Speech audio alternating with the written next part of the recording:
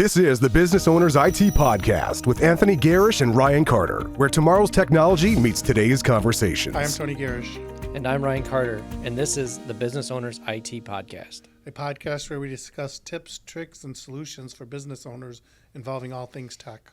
Well, let's dive right into the weekly review. So I actually Googled what's going on in the world this morning before we started this. And it was like at 7:30 this morning. Found out 41 minutes ago there was a press release that ADT was hacked. Nothing, I guess, too crazy. I mean, it was just like the normal. They got people's usernames. I don't think they got passwords, but they got addresses. But they haven't released everything, which reminded me of the AT&T hack recently. Yep. I think everybody listening probably got a letter from AT&T stating that they were hacked and your information may be out there. Yep, you're going to have to assume that, right? So these days we have to assume that no matter what solution it is, there's a good chance, especially in the in the consumer market, that your credentials at some point are going to be stolen, all your personal identifiable information. Yeah. Whether it's a hospital, whether it's you just have to assume it. So it's like we're immune to it now. It doesn't even affect us anymore. It's like, okay, another one. What are we going to do? So, they all do offer that free credit monitoring. And yeah. If you're not doing it, you probably should. I don't really go for their free ones that they do, but like some of the other ones out there are pretty good. Yeah, the credit monitoring thing, but I mean, it's from the major credit bureaus, right? So that's what their cybersecurity insurance, one of the things the cybersecurity insurance is paying for, right? Credit monitoring for everybody, right? So so they'll kick that off, right? And the insurance is paying for it, and you can sign up for it, and it'll watch your credit for you. But it's like, this keeps happening, right? It's like, and it's happening to old companies, right, too. So your newer companies, it's probably not going to happen as much, but the old companies have old software, right? So you have all this old software that's been around for, since the 1960s. I mean, I'm sure, places like Caterpillar and John Deere and all those places, not to include them, they're using software that was originally written, on the mainframe that has been migrated forward. So there's always going to be old software out there, and that old software has vulnerabilities, and there's going to be, hacks that happen. They weren't written for that software. Most of the legacy software wasn't written for the internet. Right. So, but going into that a little bit more, we can talk. One of the things that I would recommend is that people use a password vault. Yeah, I shouldn't have the same password for everything? No. With maybe an exclamation point as a difference? No, absolutely not. And you should, when you rotate your passwords, you should not have, you should not be using the same password and just put one character at the end of it. Everybody knows that.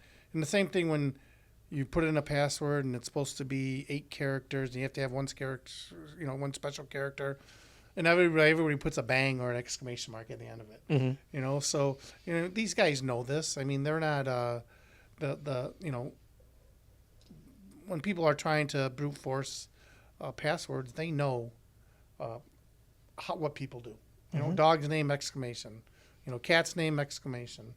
So a password vault is the way to go. And we could talk a little bit about that.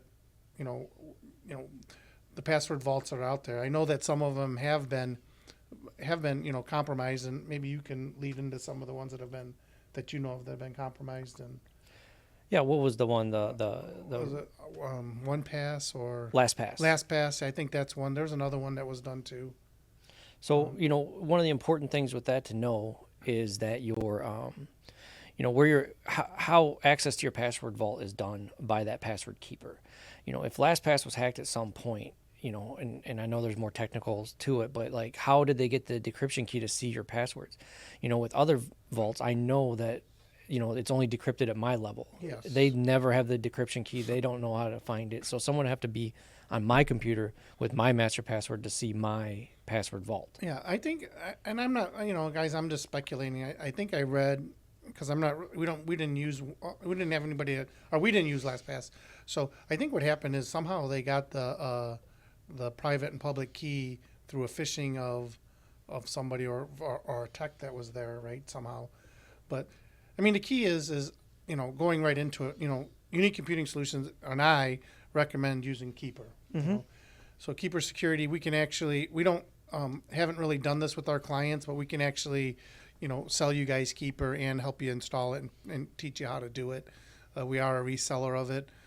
In the past, we just told our customers to go get it. But the nice thing about Keeper is they're here in Chicago, right? So they're a U.S.-based company. So when you're choosing a password keeper or password vault, right, a place to store your passwords, you want it to be, you want that password vault to be in the U.S. Yeah, I can. And you want to create complex passwords. I mean, at work, how large are our passwords? Usually we do like, aren't they 30 characters or something? I mean, I don't know. It's pretty long. I always do whatever will be allowed by that, either website or the software I'm using. Yeah. So, when you have a password vault, you can generate a unique password for every site. So, you generate a unique password, you have it be very long, and you don't need to know it because you just need to know the one to your password vault. Now, plus, if you do, you have to keep one secret, right? Your secret to see your password vault. You have to keep that password, not used anywhere else. Only you have it, and you have to have two-factor authentication. So if you have two-factor authentication, you have a strong password that only you know to your vault, you're safe. You have a weak password, and you have two-factor authentication, you're probably still safe, right? Because what'll happen is they'll lock you out afterwards. If you try a couple times and you have the wrong second factor, they're going to kick you out and wipe the vault out. But the beauty of it is that you can have these passwords, right? Yeah. So the beauty is that you can have a different password for everything that you never know. I don't know my password to my Amazon. I don't know it to my bank accounts. I don't know any of my passwords except for my master password and my MFA key. Yeah. And then at Unique Computing Solution, we give Huntress to all of our techs, right?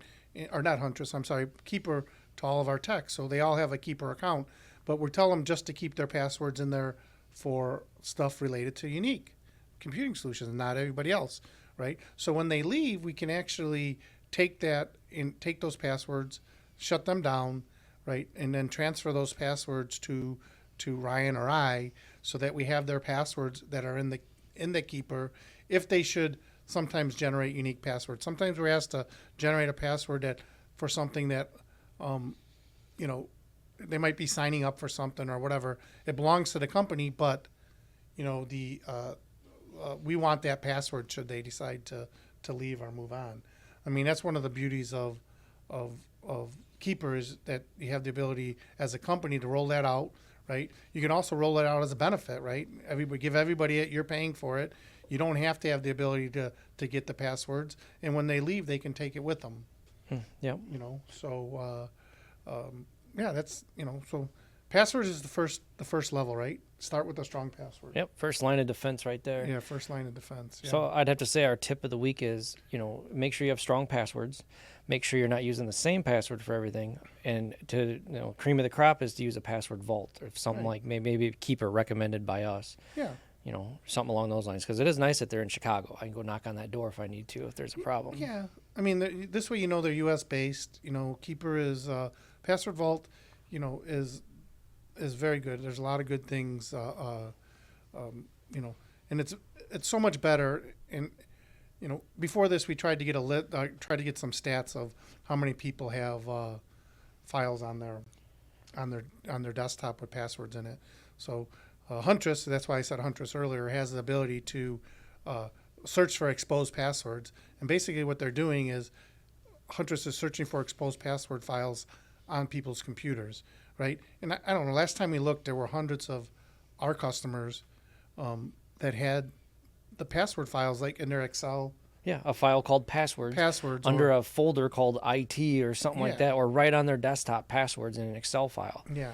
Move it to Keeper. Yeah. Then you get to take it with you wherever you want. Yeah, even if you password protect that file, I mean, if there's an adversary on your computer and they download that file to their computer, they can do brute force against it. I mean, all I got to do is, have a powerful computer and do a brute force programmatically against the Excel file or the Word file. Yep, it's not going to lock you out. It's just going to go until you get it right. Try until you get it right, right? So, I mean, passwords are just, passwords like that are just to keep honest people, honest. That's basically what it comes down to, right? So, it's like a lock on your door. It keeps honest people honest when they lock your door, right? Because you have a lock. But anybody knows a locksmith or, you can easily get into those. Yeah. So yeah, unless you have a way to stop it. And passwords are weak. You have to have some type of multi-factor. Yeah. You have to. And it's just like, again, going back to the door, the analogy of the door, right? You have a key, right? And you get in, okay, now I have an alarm. That's my second factor, right? So I got through the door, now I got to get through the alarm. Mm-hmm. And then, so it's the same idea. And of course, with Keeper, it has two-factor authentication, which is good. It's very good.